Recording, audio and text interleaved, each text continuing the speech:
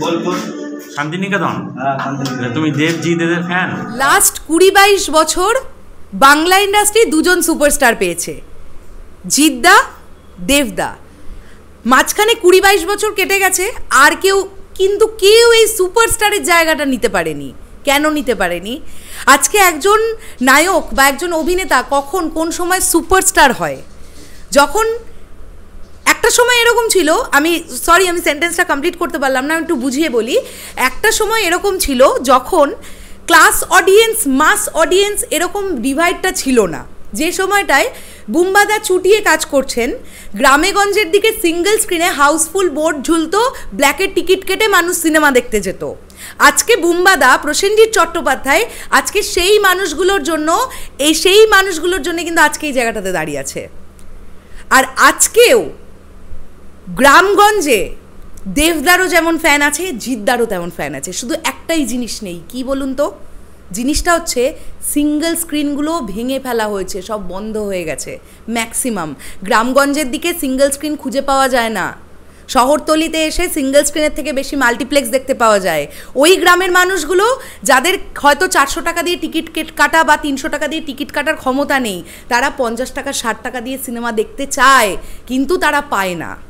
নমস্কার বন্ধুরা, আমি পৌশালী, চলে এলাম আরও একটা নতুন ভিডিও নিয়ে। এই ভিডিওটার মধ্যে আমি বেশ কয়েকটা ক্লিপিংস একটু অ্যাড করতে চাই। আমি অবশ্যই থ্যাংক ইউ জানাতে চাই শুভজিৎ মণ্ডলকে। শুভজিৎ ভাই আমাকে এই পুরো বিষয়টা পাঠিয়েছে এবং এত ভালো লাগলো দেখে যে আজকে মিস্ত্রি যারা বাড়ি তৈরি করে, বাড়ি রং করে, আজকে কিন্তু তারাই মাস অডিয়েন্স।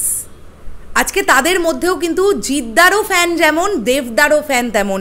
এই বিষয়টা কিন্তু তারা বলে।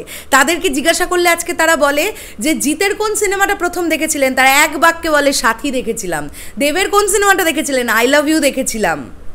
তো এই মানুষগুলো এখন আর সিঙ্গেল স্ক্রিনের অভাবের জন্য সিনেমা দেখতে যেতে পারে না, তাদের বাধ্য হয়ে ওটিটি বা স্যাটেলাইট রিলিজের জন্য ওয়েট করতে হয়। এর জন্যে দরকার কি? সিঙ্গেল স্ক্রিন বাড়ানো। এই উদ্যোগটা কারা নেবে? ইন্ডাস্ট্রিকে নিতে হবে। কারা নেবে উদ্যোগ? আমরা যে মুখে বড় বড় কথা বলি বাংলা ছবি চলছে না, বাংলা ছবি চলছে না, সাউথে কি পরিমাণ সিঙ্গেল স্ক্রিন আছে আপনাদের আইডিয়ার বাইরে। তো আজকে সাউথে এত ভালো ভালো ছবি চলে, এত ভালোভাবে তাদের ছবি চলে। সত্যি কি সাউথ ইন্ডিয়ার সব লোক, এই যে আমরা দেখি যে আজকে থালাপতি বিজয়ের ছবি আসুক, বা আজকে আল্লু অর্জুনের আসুক, বা আজকে যারই আসুক, রজনীকান্তজির ছবি আসুক, তারা একবার অ্যানাউন্সমেন্ট শুনেছে, তারা প্রথম দিনে গিয়ে হাউসফুল হাউসফুল হাউসফুল হাউসফুল। তো সেখানে সিঙ্গেল স্ক্রিনে, সেখানেও কিন্তু যারা নিম্ন মধ্যবিত্ত মানুষ বা যারা দরিদ্র শ্রেণীর মানুষ, তারা কিন্তু 60 টাকা 70 টাকার বিনিময়ে টিকিট কাটতে পারে। তো আজকে আমি এই ভিডিওটার মধ্যে দেখাচ্ছি যে জিদ্দা দেবদার ক্রেজ কতটা এখনো পর্যন্ত। প্রথমে আমি একটা দেখাই যে মিস্ত্রিরা যারা কাজ করছে, টলিগঞ্জে তারা কাজ করছে, তারা এসেছে বেসিক্যালি শান্তিনিকেতন বোলপুর থেকে। তারা কাজ করতে করতে জিদ্দার সিনেমার গান শুনছে, নাটের গুরু। তারা তো চাইলেই পারতো পুষ্পা সিনেমার একটা গান চালিয়ে দিতে, তারা তো চাইলেই পারতো সাউথ ইন্ডিয়ান যে কোনো সিনেমার গান চালিয়ে দিতে, বা জামালে কুদ্দু চালিয়ে দিতে পারতো। তাদের কিন্তু এখনও সেই ভালোবাসাটা আছে যে আমি বাংলা সিনেমার গান শুনছি ভাই, আমি জিদ্দার গান শুনছি। আর এখান থেকে আবার একবার বলতে চাই, জিৎ কোয়েল জুটি ফেরা উচিত। এই জিকো জুটিকে মানুষ মিস করছে, মাস অডিয়েন্স মিস করছে। একবার ফিরলে অনেক কিছু হতে পারে। তো আমি আর বেশি বকবক না করে প্রথমে আগে এই যে তারা গানটা শুনছে সেটা আমি আগে চালাই, তারপরে একজন ছোট্ট ভাইয়ের ভিডিও আমি এখানে অ্যাটাচ করছি। সে কি বলছে, কেমন ক্রেজ বোলপুরে আজও জিদ্দা দেবদা, তারা কতটা ভালোবাসে।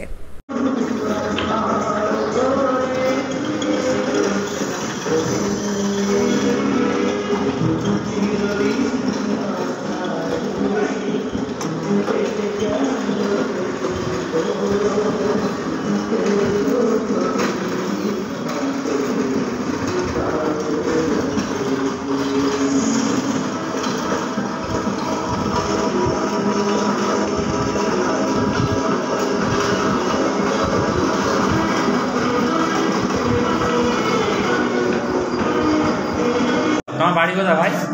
আমার বাড়ি হচ্ছে তোমার বোলপুর শান্তিনিকেতন। তুমি দেবজিতের ফ্যান? কার ফ্যান? দুজনেরই? জিতেরও দেবেরও। আচ্ছা, জিতের কি বই তুমি ফার্স্ট দেখেছো? জিতের সাথী বই রেখেছি ফার্স্ট। আর দেবের? দেবের যেটা কি বই বলছে, আই লাভ ইউ। হ্যাঁ, দুজনেরই খুব বড় ভক্ত। তোমাদের বোলপুরের ওদিকে জিৎ দেবের সংখ্যা কিরকম, ভক্ত সংখ্যা? ভালোই বলে।